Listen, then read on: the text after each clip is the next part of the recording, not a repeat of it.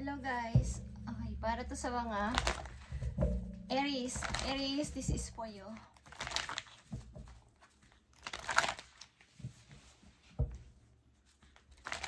Message sa inyo to bago matapos ang July. Okay, at ngayon na yung July 31 guys. Okay, sa pagkatapos ng July, ano ba ang message sa inyo? Aries? Ano ang napakahalagang message sa mga Aries sa pagkatapos ng July?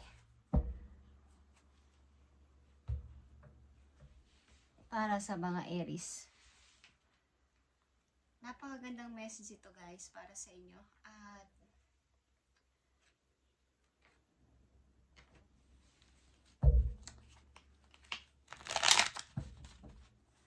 papasok na naman ang bagong buwan. Ano ba ang magandang message sa inyo na gusto ibigay ng inyong mga guidance? Galing sa heaven. Okay, Aries, this is for you. Para sa mga Aries. Ang magandang message sa inyo. Sa pagtatapos ng July. Okay, tingnan natin to. Aries, ang unang message sa inyo ay transformation, guys. A fresh new way of living emerges. Okay, a fresh new way is simulan nyo na ito guys, ang pagtatransform, ang pagpapalit ng inyong old skin o ng inyong mga gustong pasimulan talaga is simulan nyo na talaga ng napakabilis lang. Okay, yung pag-i-start. Fresh new way, Aries. Transformation. Ano ba nakapaloob dito? Nakikita nyo ba ang The Empress na inyong tatahakin at the Sun? Guys, ito ay a fresh new way na gustong sabihin sa inyo sa pagtatapos ng July, Aries, ito ay naninilaw. Okay, at ito ay the Sun and the Empress. Napakaganda. Pag-grow ito sa inyong sarili mismo at pagpapalaya sa mga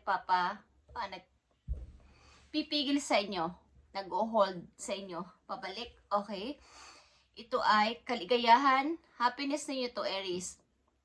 At pag-i-start muna sa sarili na parang wala muna pakialam sa iba, pagpansin muna sa sarili. Ibig ko sabihin, pagiging parang itong isinilang kang muli. Isang batang walang alam, okay? Yung walang,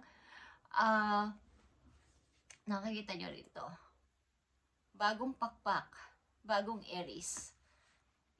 Pag-grow sa lahat ng bagay sa inyong buhay, Aries. Okay? Transformation, ang napakagandang unang message sa inyo sa pagtatapos ng July. Ito ay pag-uumpisa ng napakagandang kumbaga hinihikayat kayo na mag-start ng bago talaga sa mga Aries na nandito sa reading.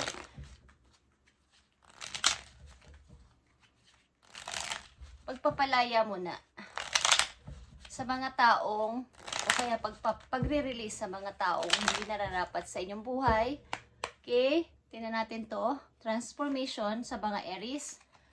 Nakita nyo ang ant o langgam. This is a message of patience. Whatever is going on right now, you cannot be impetuous. Okay? By pacing yourself, the end of your result will be more rewarding. Slow down, don't rush, work carefully, and learn to accept help from others. Okay? Ang mga langgam kasi ay napaka mahaba ang pasensya nila. Kumbaga, ang karamihan sa inyong Aries na nandito ay napakahaba ng ginawang pagpapasensya sa inyong mga naranasan o nararanasan. At ito yung napakagandang reward na ibibigay sa inyo ni God. Okay? Yung inyong pag-accept din ng mga tulong galing sa ibang tao ay needed dito, Aries, sa inyong bagong pagpapasimula. Kung ano man ang ginagawa nyo sa ngayon is, kumbaga, magkaroon pa ng konting pasensya sa mga tao din na nakasurround sa inyo kung sila ay mga pasaway, kung sila ay mga nagpapaproblema sa inyo, sapagkat bibigyan kayo ni God ng napakagandang reward sa inyong mahabang pagpapasensya. Okay? At matuto kayong tumanggap ng pag may nagbibigay ng tulong, pag nagbibigay ng advice is inyong i-accept at i-apply sa sarili. Okay, at ang pangalawang message sa mga Aries sa pagtatapos ng July, nandito ang traveling lightly. Okay. Simplify your life. Ibig sabihin nito, yung inyong pagtatravel sa buhay ay inyong namnamin. Huwag masyadong gawing big deal ang lahat ng bagay na inyong naranasan sa ngayon at i-enjoy. Kumbaga sa mga naglalakbay o mga travelers, sila ay ini-enjoy nila yung pagtingin sa mga views. Kaya yung iba, mas ninanais nilang sumakay sa bus kasi nakikita nila talaga yung dinadaanan, tsaka nag-i-stop over sa mga magagandang kainan na medyo matagal. Tapos may mga tao din na nag-uusap-usap, parang may bonding habang nagta-travel. Unlike sa airplane, hanggang doon lang sa kalawakan. So, hindi mo naman pwedeng buksan yung bintana, okay, nang napakatagal para magmasid ka. So, traveling lightly. I-enjoy mo yung mga nakikita at naranasan mo at gawing parang lesson. At i-enjoy lang. Maaring sa mga dadaanan mo, mayroon kang matututunan. Sa mga pinag-i-stop overan nyo, meron kayong nakikilala. Okay? Yun yung ibig sabihin nun. Nandito ang Page of Pentacles, guys. At saka ang Seven of Cups. Okay. Katulad sa mga nag-o-offer o mga nag-offer sa inyo dati, is masyado kayong nagmadali na sa pagpili. Maaring ilan sa inyo ay nadala sa mga sweet promises, sa mga bulaang pangako, at pagmamadali sa pagdedesisyon dahil baka ito na, kaya ay nabulagan, something na naloko, is sa ngayon is traveling lightly. Ay ibig sabihin, pagmasdang mabuti, i-learn ang mga nagsasalita kung anong kanilang intention sa inyo bago kayo pumili. Sapagat may mga dadating sa inyong offer again, malit man yan o malaki mga offer is paparating sa mga Aries. So pag-aralan yung mabuti at tingnan at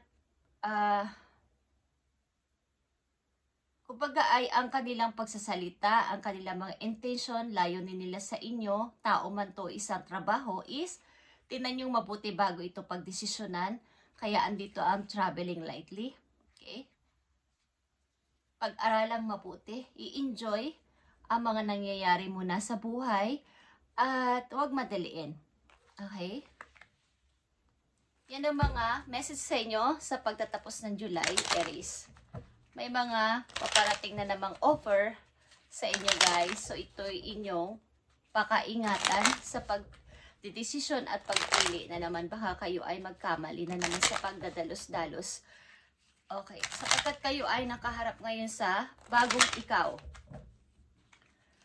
Bibigyan ka ni God ng reward sa iyo mga mahahabang pagpapasensya sa mga sitwasyon mong dinanas sa mga nakaraan mong mga taon sa buhay.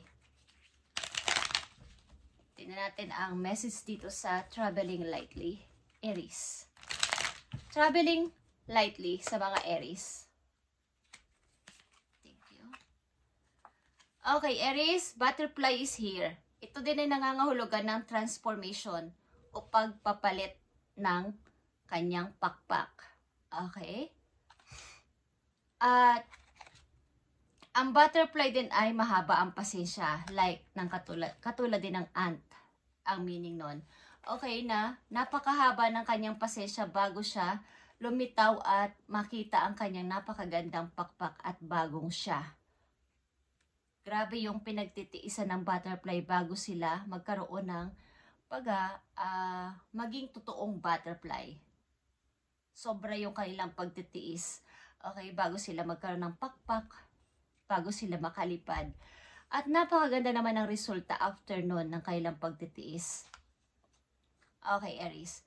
Pay attention to the areas in your life or personality that are in need of profound change or transformation. Transformation, guys. Okay. You are about to enter a phase of expansions and growth will be highly beneficial for your future. Okay? Pag-grow sa inyong future. Hindi lang sa ngayon ng inyong iisipin, yung papunta sa future, sa mga darating pang buwan at mga taon sa inyong buhay. Kaya andito ang transformation at butterfly and ant. Ito ay mga pinagdaanan ninyong pagsubok at pagtitiis sa buhay, may magandang reward na ibibigay o ibibigay si God sa inyo.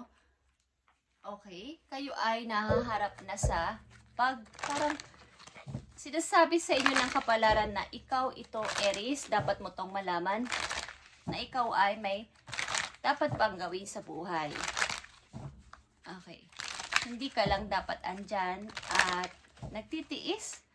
Merong reward na ibibigay sa inyo si God sa inyong napakahabang pasensya sa buhay, sa mga sitwasyon nyo, ay napakaganda ng reward na ibibigay sa inyo. Sa mga Aries, sa pagtatapos ng July 2025, ito ang message pa para sa inyo. Thank you. Okay. Andito ang loss. Let go of the past or focus your energy on what lies ahead.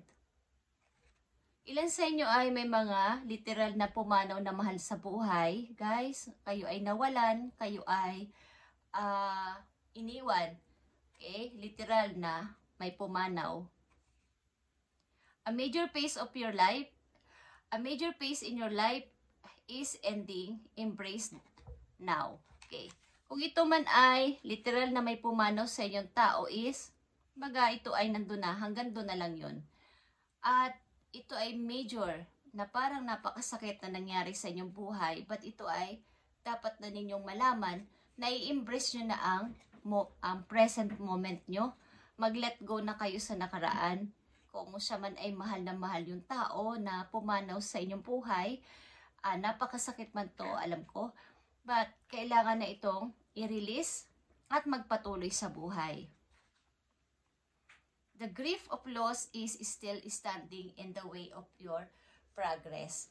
Ang ilan kasi sa inyo ay andun pa din at naka-stuck doon. So, hindi nyo nakikita na may mga tao pa lang naghihintay o naghahanap ng inyong attention sa present na dapat ninyong malaman. Hindi man ito mga taong nakapalibot sa inyo ay ang inyong sarili mismo. Kailangan nyo malaman na kailangan nyo mag-change at malaman nyo na mayroon pa kayong dapat na gawin sa buhay sa mga darating pang araw o buwan o taon. Para ito sa mga Aries ngayong pagtatapos ng July. Andito ang guidance, guys. Aries, in times of uncertainty, I ask God to guide me to the light and in my being. I am directed to doors that will open inner freedom to me and step forward and trust. I release my faith to God and my faith is rewarded. Okay. Habang patuloy kayong nag-faith at may paniniwala kay God na siya yung magbibigay sa inyo ng bagong pag-asa, ay bibigyan talaga kayo niya ng reward. Katulad ng kanina pang message sa inyo. Sa inyong haba na pinagdaanan sa buhay at pinagtiisan ay may mga reward na ibibigay sa inyo si God. Okay? At last message dito, Aries, sa pagtatapos ng July 2025. Dalawang mahalagang message sa inyo na paparating na maaari nyo maging sitwasyon. Ibigay nyo sa mga Aries ang maaring dapat nilang malaman sa paparating nilang magiging sitwasyon. Ito ba na bukas sa mga pangalawa o sa isang linggo o sa isang buwan. Okay, Knight of Swords is here. Ito ay plano sa mga desisyon at sa inyong mga gagawin na is maaring kayo may planong pagdesisyonan na kailangan ninyong bilisan. Mga plano na dapat ninyong agad-agarang pagdesisyonan sapagkat parang napapag-iwanan na ako. Okay? Queen of Cups is here. Okay, andito pa din yung tipong bilang isang, siguro karamihan nandito sa reading ay mother. At talagang napakahaba ng inyo talagang pasensya as a mother. At as a woman na napaka matiisin at kalmado lang sa lahat ng sitwasyon. Pagamat ito yung mga pagpaplanuhan ninyo o mga iisipin ninyo is meron kayong kung alam ninyo yung pagme-meditate muna, pag-ask muna ng help kay God bago nyo ito isagawa. Meron kayong tipong yung hindi pagmamadali, okay, sa mga gagawin sa buhay. Maaring kinakalma nyo muna binibigyan nyo ng konsiderasyon lahat ng sitwasyon bago kayo mag-decide. Ayaw nyo may masaktan, ayaw nyo rin na may magagalit sa inyo. Kaya nga, andito yung reward na gusto ni God na mangyari sa inyo, na Aries, may magandang mangyayari sa iyo sa iyong napakahabang pasensya na ginawa sa iyong buhay, sa mga sitwasyong iyong pinagdaanan is iyong kinaya ng napakakalmado lang. Okay, at sa mga susunod na araw, guys, o buwan is, may mga pagpipilian kayo dito. Maaring ang ilan sa inyo ay pupunta ng ibang lugar at ito ay kailangan ninyong pag-isipang mabuti. Okay, Aries. Mayroon kayong pagpipilian dito, guys, na alin ba dito ang dapat kong gawin? Alin ba dito ang dapat kong piliin? O sino ba dito ang dapat kong piliin? Okay, at last message sa inyo, guys.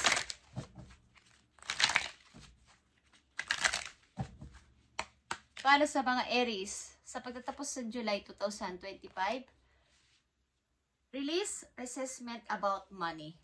Okay.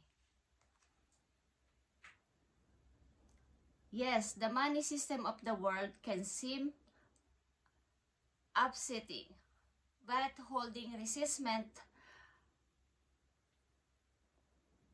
always finances just pushes your abundance away. Instead, see money as a tool you can use to better the world. And this shift will help you attract support and guided opportunities. Okay. Kumbaga, kahit kayo may money na o kahit kayo ay magkaroon ng malaking pera, is huwag yung isipin na ito yung yung pagmamalaki, yung andito na ako o kaya ay marami na akong na-achieve. Kumbaga, ipakita nyo sa mundo, ipakita nyo sa mga taong malalapit sa inyo na ito yung naging daan, yung inyong pagiging isang mabuting tao, yung naging daan, kaya kayo nagkaroon ng ganitong mga nakamit sa buhay. Kumbaga, makikita nila na kayo ay nagkaroon ng ganitong klaseng mga nakamit sa buhay o nakuhang ganito, nabiling ganito o naipunda na ganito dahil sa inyong mabuting ginagawa. Okay. Ito yung mag-help sa inyo para kayo ay lalo pang, kumbaga, yung makasupport sa iba. Okay. Ang ilang kasi sa inyo is yung matulungin. Madali kayong maawa sa mga humihingi sa inyo ng help, lalo na pagdating sa pera talaga. Okay, sa mga Aries na nandito. Thank you guys, at ito ang inyong message ngayong pagtatapos ng July 2025 at i-update pa natin ito sa mga susunod pang araw sa inyo at marami pang blessing ang dumating sa inyo lalo na pagpasok ng August. Okay, at kung may kilala kayong Leo sign sa inyong chart is happy birthday sa kanila guys. Okay, thank you Aries and God bless sa inyo lahat.